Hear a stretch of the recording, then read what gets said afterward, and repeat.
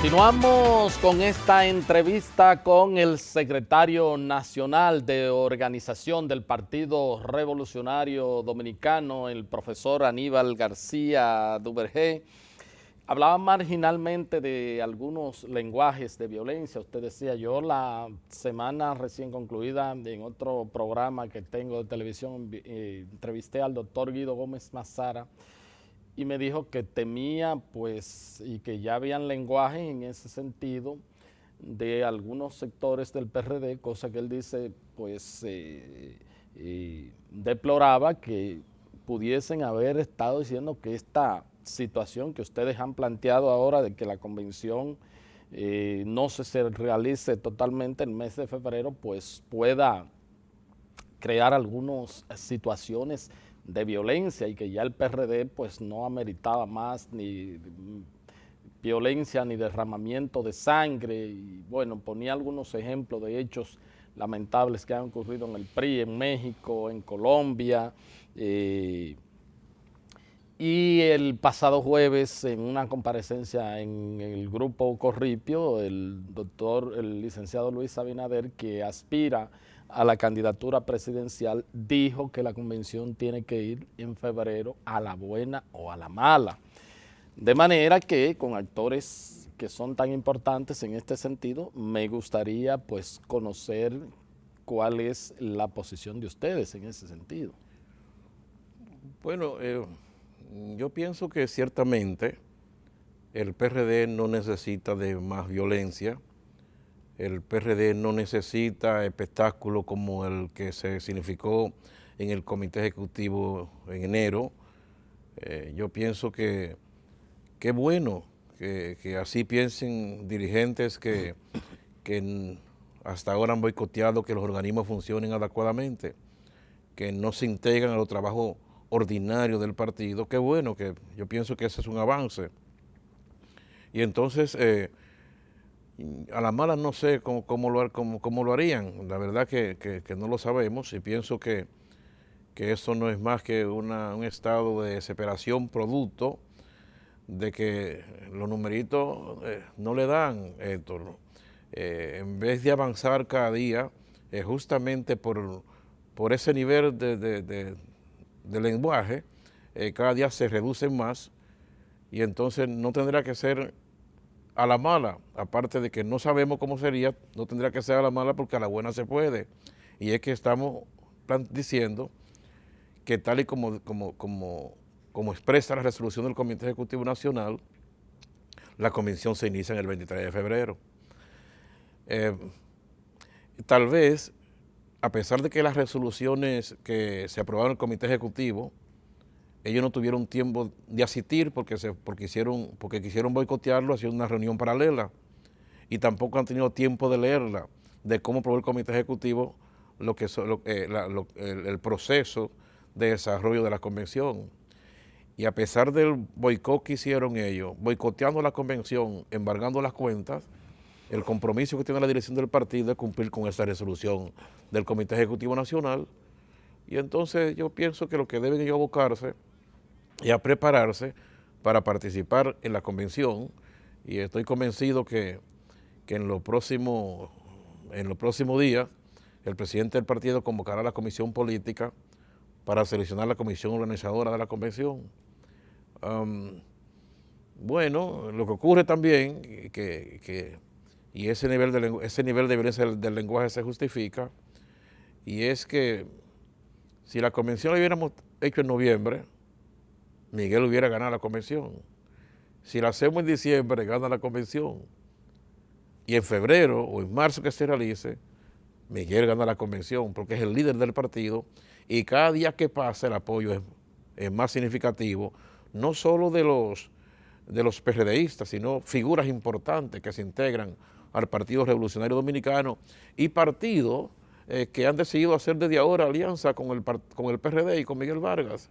Eso es extraño que a tanta distancia hayan organizaciones que nunca habían estado en términos de alianza con el PRD y hoy ya tienen acuerdo con el PRD para el bloque de la esperanza, para una oposición constructiva, para una construcción como la consigue el presidente del partido, que es lo que el gobierno hace de manera correcta, apoyarlo y lógicamente oponerse a las cosas que consideran que no contribuyen a los beneficios del pueblo dominicano. ¿Cómo no? Usted dice en los próximos días, pero no hay una fecha porque se ha estado diciendo que se va a convocar a la comisión política en los próximos días. En los próximos días. Yo estoy convencido que es en los primeros 15 días de diciembre. Primeros 15 días de diciembre. Sí. Mire, y esa comisión, porque a veces se pide que si se puede consensuar con los demás grupos, ¿hay algún espíritu de eso, de consensuar la escogencia de esa comisión? El consenso está determinado por el apoyo mayoritario que tengan las propuestas que son unipersonales en la Comisión Política Nacional, que delegada esas funciones por el Comité Ejecutivo Nacional. ¿Cómo no? De manera que es posible que si una propuesta de cualquier sector que no se corresponda con la propuesta que haga yo, asume mayoría, pues ese es el consenso de la mayoría. Pero no va a haber consenso de negociar con grupos la escogencia. Acuerdo no habrá para formar la comisión. Lo que habrá es el consenso de la mayoría. Okay.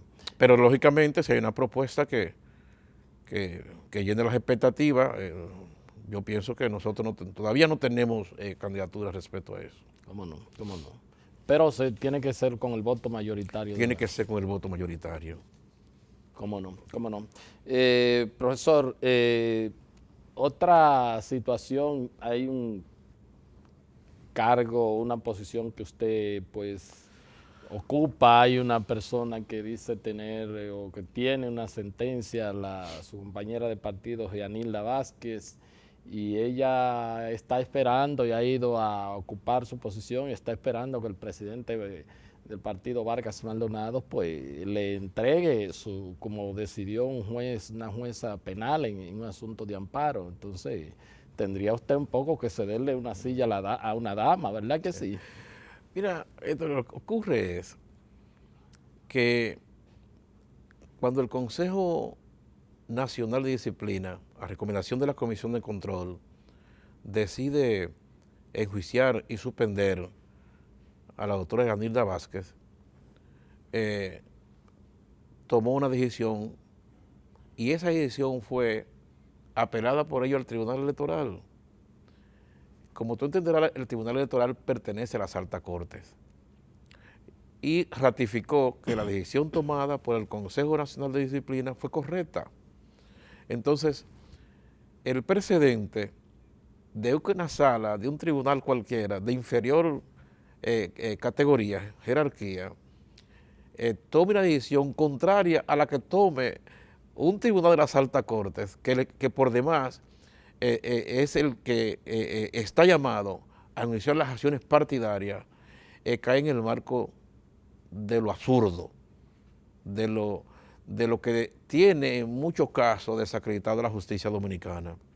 Entonces, el presidente del partido, ante dos decisiones, una de una sala capitular que no tiene competencia para conocer los casos de asuntos partidarios, penal, y otra de un tribunal de las altas cortes. Tribunal de alzada. Sí, tiene dos sentencias ahí. Entonces, lo que hace el presidente es que acude al Tribunal Constitucional. Dígame cuál de las dos sentencias debo acatar. ¿Cuál es que está interpretando la ley? Perfecto. Entonces, hasta que no ocurra una decisión del Tribunal Constitucional, el presidente del partido no puede, porque ¿cuál va a desconocer de la sentencia? ¿Cuál? Pero es que la doctora Gianilda Vázquez tiene otro mecanismo para considerar su caso. Y es que la sentencia, la decisión del Consejo Nacional de Disciplina expresa que cada 6 meses los los sancionados pueden pedir una evaluación de su caso. Y si el Consejo Nacional de Disciplina entiende que la conducta exhibida por ella la hace merecedor de que la sanción sea suspendida, evidentemente que puede hacerlo. Y tenido ese recurso humano, ella no ha sido capaz de acudir por no darle validez al Consejo Nacional de Disciplina para tomar esa decisión. De manera que mi exhortación a la doctora Yanilda Vázquez es que ahí está el Tribunal Disciplinario, que acuda al Tribunal Disciplinario, que si el Tribunal Disciplinario toma esa decisión, no hay más alternativa de que en el marco de la decisión tomada por el Comité Ejecutivo Nacional, ella asuma su cargo. ¿Cómo no? Profesor, vamos a hablar de otros temas nacionales ya. Bueno, se está aplicando el 4% para la educación. Usted es conocedor de este sector ampliamente. ¿Cómo usted ha visto la ejecutoria? ¿Cómo ha visto la aplicación de este porcentaje? Mira, un paso importante que ha dado el gobierno, ciertamente, fue la inversión del 4% en el presupuesto para la educación. Sin embargo, en el inicio no había las herramientas para que ese 4% sea aplicado en todos los ejes que necesita para contribuir a mejorar la calidad de la educación. Y prácticamente en la única parte que se ha invertido ha sido en la parte que tiene que ver con la construcción. Entonces, el 4% tiene que ciertamente valorar la construcción, valorar lo que es la construcción de aulas, de escuelas, porque si usted está planteando la tanda extendida, es lógicamente que eso implica duplicar la cantidad de aulas. Pero más allá de eso, mejorar la condición del docente es sumamente importante, de manera que el Ministerio de Educación, el gobierno, necesariamente tiene que abocarse a un reclamo que tiene el sindicato más poderoso y más profesional que tiene el país, que es la Asociación Dominicana de Profesores. No es posible hablar de mejorar la calidad de la educación dominicana si no invertimos en los docentes. De igual manera, y no solamente en la mejoría salarial, hay que mejorar la calidad del maestro dominicano, pero no es cuestionando a los maestros dominicanos que se mejora, porque los maestros que tenemos son los que salen de las universidades, de nuestras universidades. Nadie puede esperar que nuestras universidades den un producto como si salió de la Universidad de Cuba de España, porque no fue ahí que estudiaron. Entonces hay que profesionalizarlo, hay que capacitarlo, hay que preparar al maestro que nosotros queremos para preparar al estudiante que queremos. Y entonces, lógicamente, conjuntamente con eso, tiene que haber una modificación curricular que implique que los contenidos y los objetivos que tienen el currículo se corresponde al estudiante que queremos. Y esa parte no se ha hecho. Ciertamente que el consejo que trata el Pacto por la Educación tiene esos temas y pensamos que lo tiene muy bien concedido. El PRD opinó sobre eso.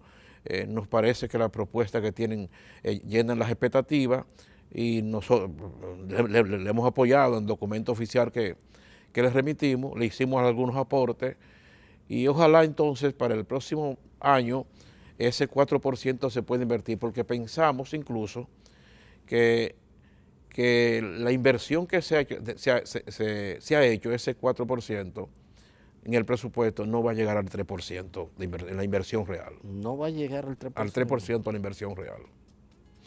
Bueno, entonces habría que buscar cómo ese dinero, ¿verdad? Porque se trataron ejes muy particulares y no hubo una aplicación en porcentaje de los elementos fundamentales, de los ejes fundamentales que contribuyen a lo que es la mejoría de la calidad de la educación dominicana.